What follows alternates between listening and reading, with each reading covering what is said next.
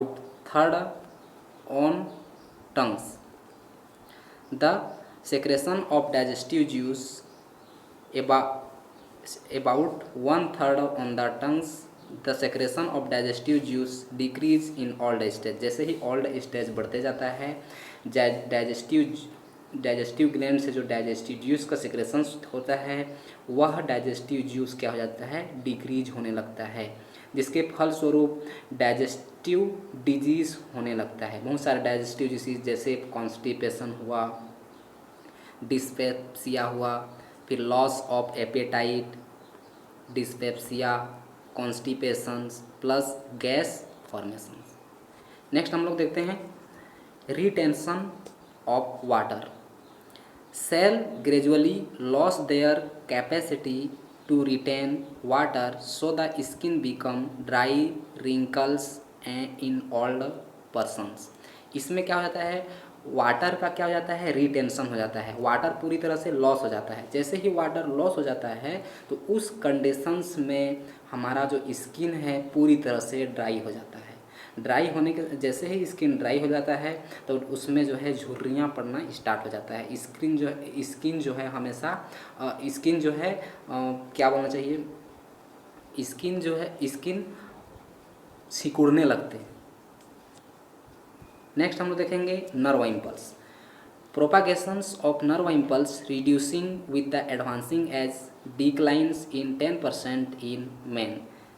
अब इसमें नर्व पर क्या इफेक्ट पड़ता है, इसमें जो नर्व इम्पल्स रहता है वह हम जानते हैं कि नर्व इम्पल्स हमारे पूरे बॉडी में जो है सर्कुलेट हुआ रहता है।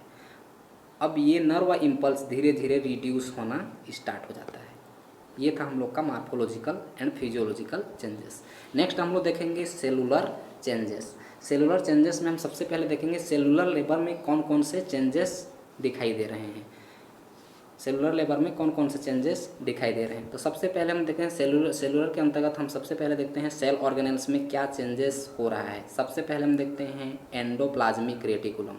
वी नो हम जानते हैं कि एंडोप्लाज्मिक रेटिकुलम 2 टाइप्स के होते हैं। First types of A granulated and second granulated. तो इस कंडीशंस में क्या हो जाता है, हमारे पास हम लोग के पास जो सेल में ग्रेनुलेटेड एंडोप्लाज्मिक रेटिकुलम होती हैं, ये इनकी संख्या क्या होने लगती है, इनकी जो अमाउंट होती है उनकी संख्या में पूरी तरह से क्या हो जाती है, स्कार्सिटी हो जाती है, कमी हो जाती है, जिसके कारण जो है बहुत सारे इफेक्ट दिखाई देने लगते हैं। दूसरा हम लोग देखते हैं माइटोकॉन्ड्रिया।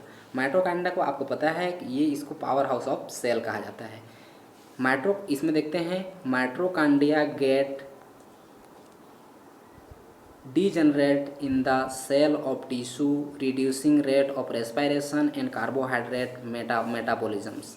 माइटोकॉन्ड्रिया धीरे धीरे सेल में क्या होते जाते हैं, डीजनरेट हो जाते हैं।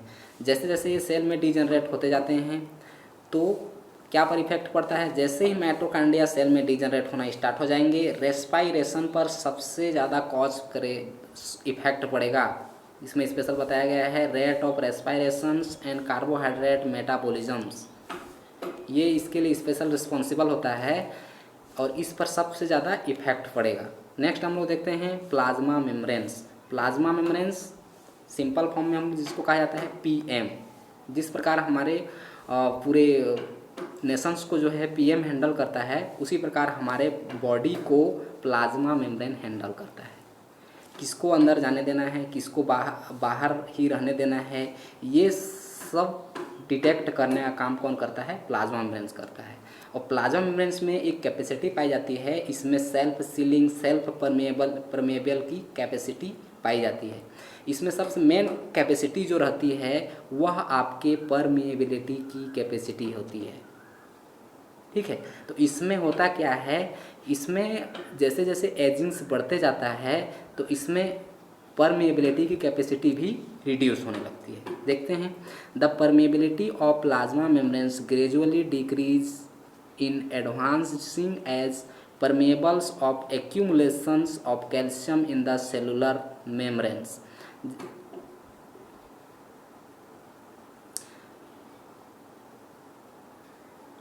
इसमें परमेबिलिटी क्या होती जाती है, पूरी तरह से डिक्रीज होने लगता है। क्यों डिक्रीज होने लगता है, इसमें स्पेशल बताया है कि probably due to accumulation of calcium in cellular membranes. Calciums जो है सेलुलर मेम्ब्रेन्स में कैल्शियम का एक्यूमुलेशन हो जाता है, सेलुलर मेम्ब्रेन में कैल्शियम का जमा हो जाता है, जिसके थ्रू जो है ये इसकी जो परमेबिलिटी कैपेसिटी रहती है वह इफेक्ट पड़ता है, रिड्यूस हो जाती है।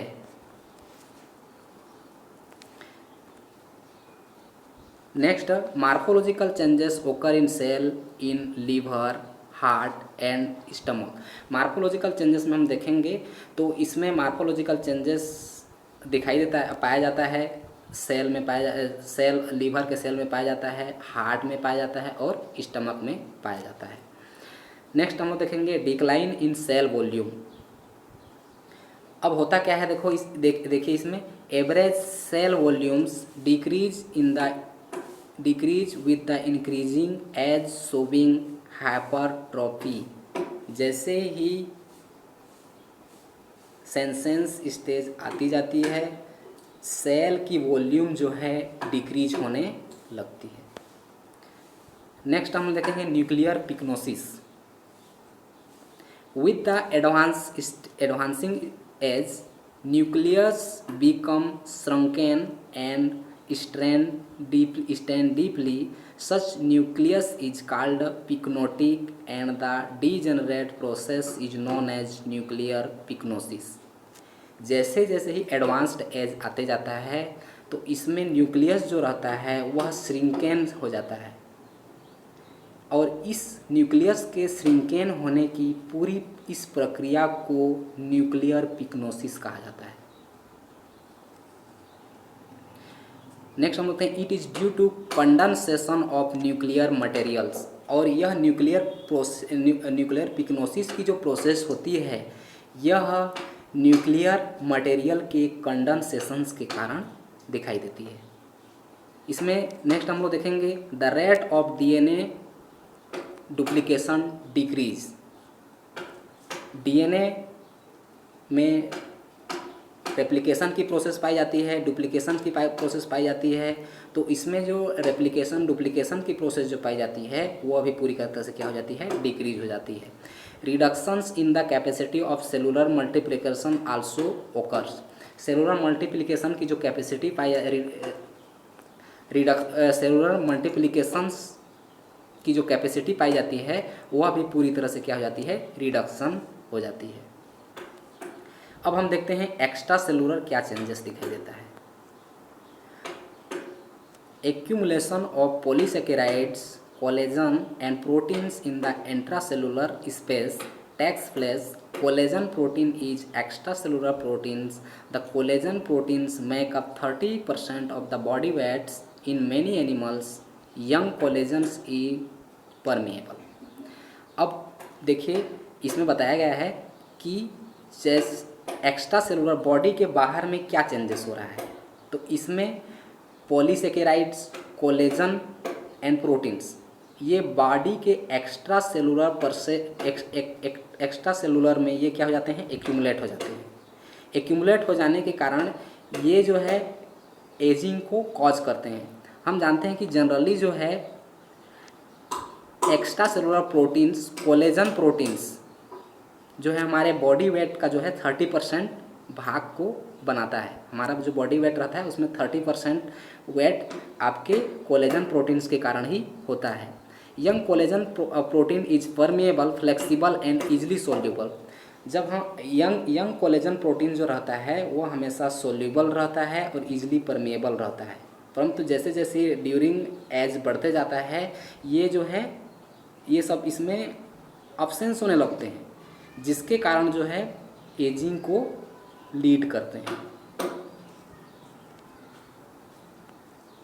और ये जो है हमारे बॉडी में जो वेस्ट मटेरियल्स रहते हैं ये कोलेजन प्रोटीन जो है एक्यूमुलेशन हो जाते हैं, जिसके कारण ये हमारे बॉडी में जो कार्बन डाइऑक्साइड रहते हैं, नाइट्रोजन्स रहते हैं, ये वेस्ट प्रोडक्ट हमारे बॉडी से बाहर की ओर पास आउट नहीं होते हैं। क्यों? क्योंकि आपके कोलेजन्स इस समय एक्यूमुलेशंस हो जाता है, जिसके कारण इफेक्ट ऑफ एजिंग। हम नेक्स्ट देखेंगे एजिंग के कौन कौन से इफेक्ट हैं। Weakening the tissue and vital organs like kidney, heart, lungs, etc. result into metabolic and physiological disorder of irreversible nature, which ultimately provide to be fatal. Due to aging, the gradual breakdowns in immune systems, which leads to resistance, individuals become more susceptible infections, which ultimately led to death. अब होता क्या है इसमें, सबसे पहले effect हमारे body के कहाँ कहाँ पर पड़ता है, इसमें बताया गया है स्पेशल